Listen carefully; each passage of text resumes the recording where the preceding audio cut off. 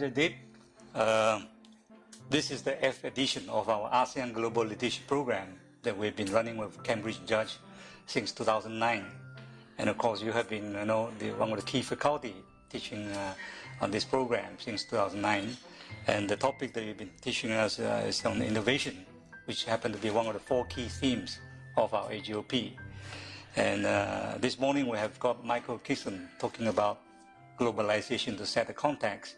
And afternoon you have of course, walking us through the very interesting and challenging topic about innovation.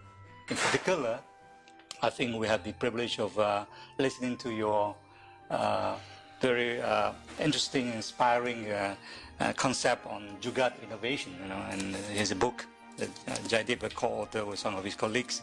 So perhaps you could share with us a little bit about the concept and practice of Jugaad Innovation. Yeah.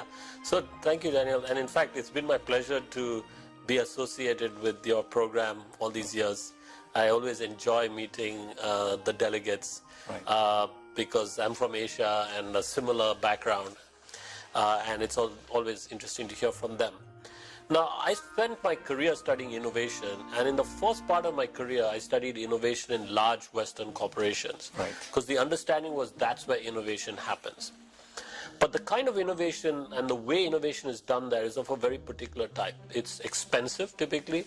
Right. It's often about technology for the sake of technology sometimes. Right. And it's very structured. Now, about 10 years ago, I then became interested in innovation in emerging economies like India, where I'd grown up. Right. And when I visited India and talked to innovators there, I was struck by how different their approach was from the Western corporate approach. Mm-hmm. So instead of being expensive, it was very frugal. They were always trying to do more with less.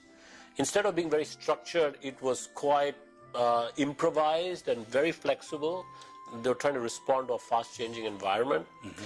And instead of being this kind of expensive for the high end, it was often highly affordable and for the mass market, often trying to bring people who are outside the formal economy into the formal economy. So it was inclusive. Right. And I encountered people doing this kind of innovation at different levels in India, from villages to young entrepreneurs in cities, to the bigger Indian companies, to even multinationals, and across sectors. You see this in financial services, healthcare, education, energy, the works. Right. And when you ask people how they describe this frugal, flexible, inclusive approach, they use this Hindi word, Jugaad. Right. So my co-authors and I ended up writing a book about Jugaad innovation, right, which is really about how to innovate in these resource-constrained environments, right, and also what Western companies going to those markets could learn from their local counterparts. Right. So primarily, a lot of the case studies were focusing on the India kind of context.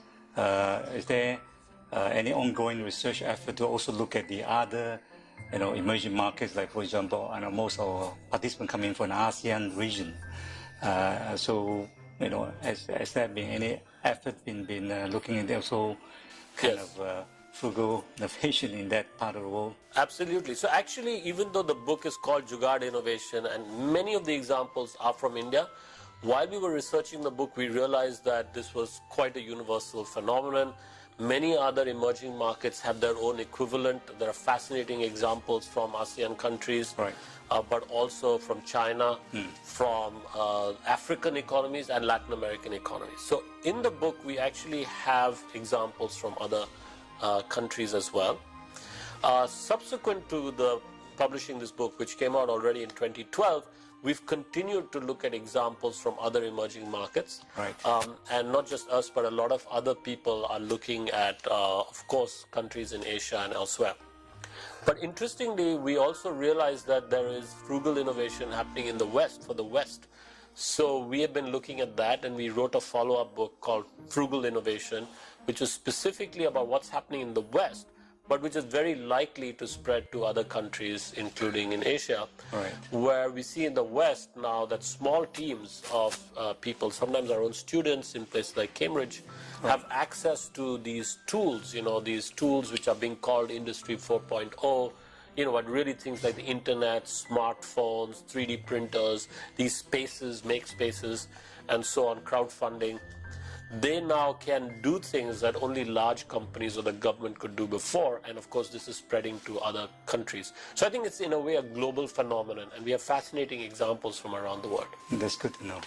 So, Jaideep, in your experience of teaching this topic, innovation, obviously, you have got the postgraduate students, and of course you have this very senior bunch of executives that we are bringing to Cambridge. Now, are there any particular insights that you can share? I mean, is there any difference teaching the so-called students versus the more senior bunch of people like the participants that we have? Yes, and actually increasingly I hesitate to even use the word teach, because as a teacher I'm actually there to facilitate a discussion. Right. So yes, I bring in work from my research into these sessions that we do with senior executives. Of course, we share some insights from our research. We bring in some framework, right. But often the framework is really a context to initiate a discussion between the executives themselves, but also with us. Right. We give them hands-on exercises. We have them reflect. We have them talk about their sectors, their context, and so on. So it's very different from how we might still teach our undergraduates, but it's increasingly the way that all teaching is going, especially in business schools. It's very hands-on, it's interactive, it's about discussion, right. It's about reflection. Right.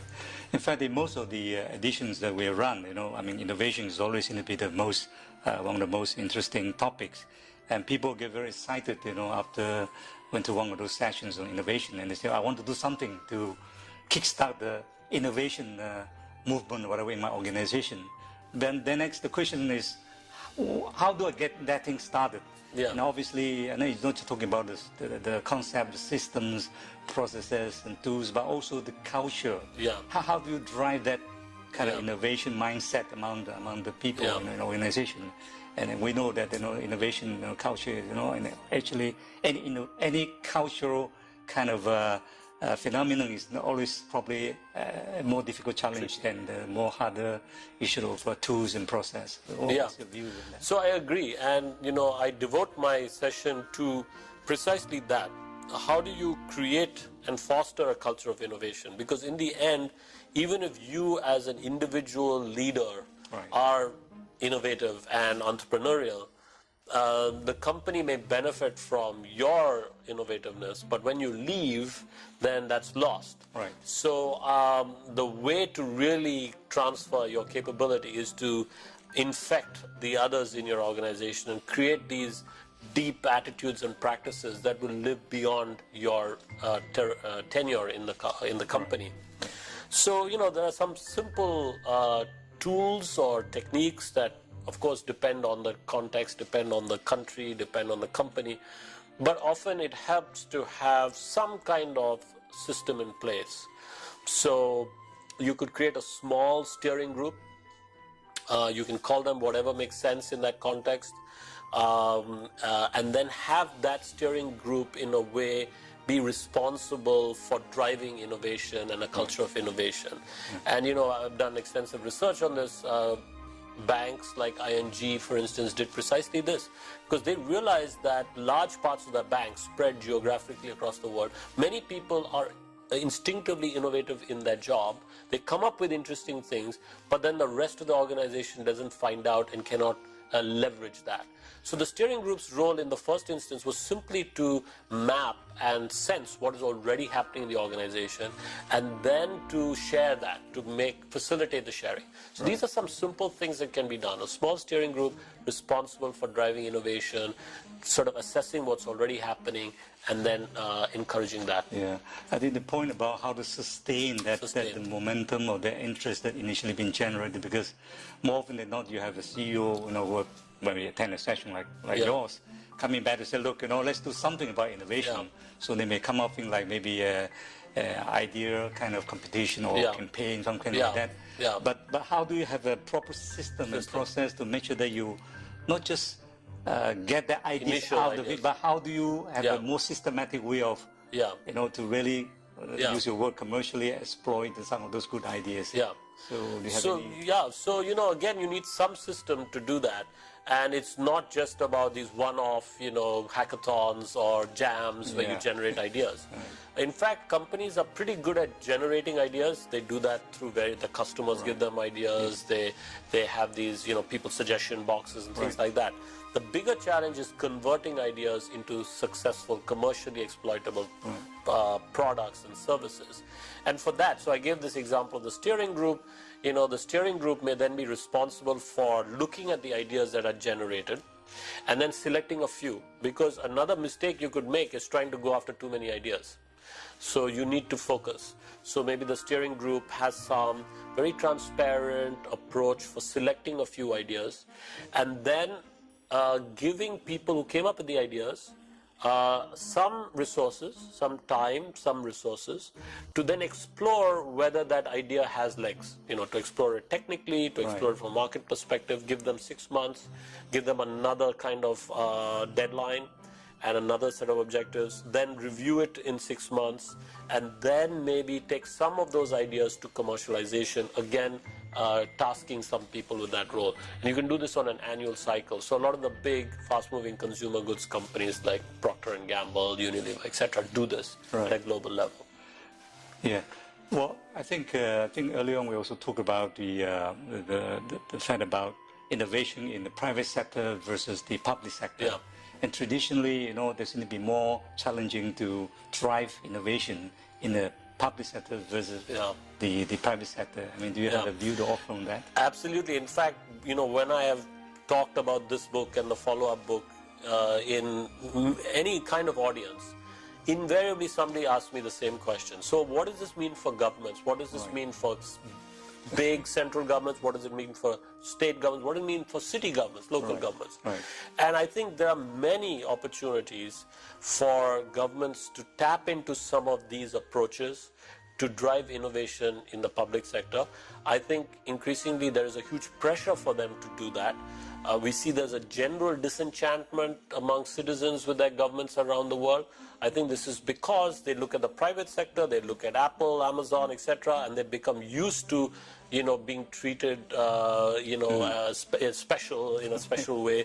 They have become used to having products and services accessible to them in a very convenient, seamless way. And they're saying, why don't we get the same from the state?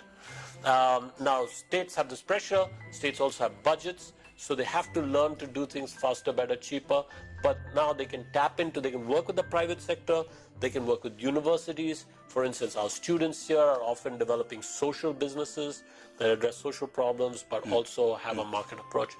And governments can also stimulate this kind of activity by using their procurement power to do that. So I think there are many opportunities for government to also tap into this basic idea. Right, that's great to hear. So, well, I guess one of the main challenges of our program is that the participants spend, a week here, and obviously they pick up, some ideas, and we sometimes manage the expectation and try to be overly ambitious, trying to do too many things. In the Harold yesterday mentioned that, you could just pick up 2 ideas, that is really quite an achievement, right? And I think the challenge is go back to really think through what you want to do and make it happen. And make it happening. I think that's to your point. How do you really sustain whatever the initial interest that been generated? So maybe. So I absolutely agree. And so in many of our programs, even if they're just 5-day programs, we have people write a personal action plan. So it's a letter to themselves where they're saying they're committing to doing 2 things differently based on what they've heard.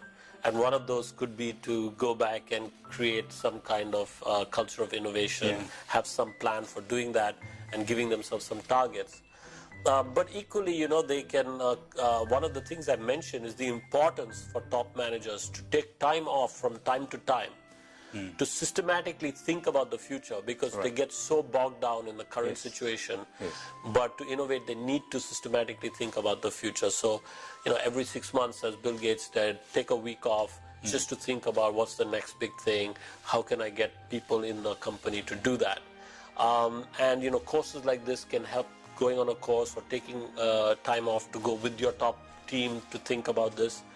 Engaging with universities, not just through courses like this, but with young people. So We have our MBA students, for instance, who do projects with companies, both in the local Cambridge area as well as globally. So perhaps they can tap into university networks, young people like that. And, generally speaking, tap into what's happening, what's already there, what's happening in your environment and ecosystem. So I think increasingly there are many of those existing resources that companies could cleverly tap into to drive innovation. Great. Thank you. Thank you very much.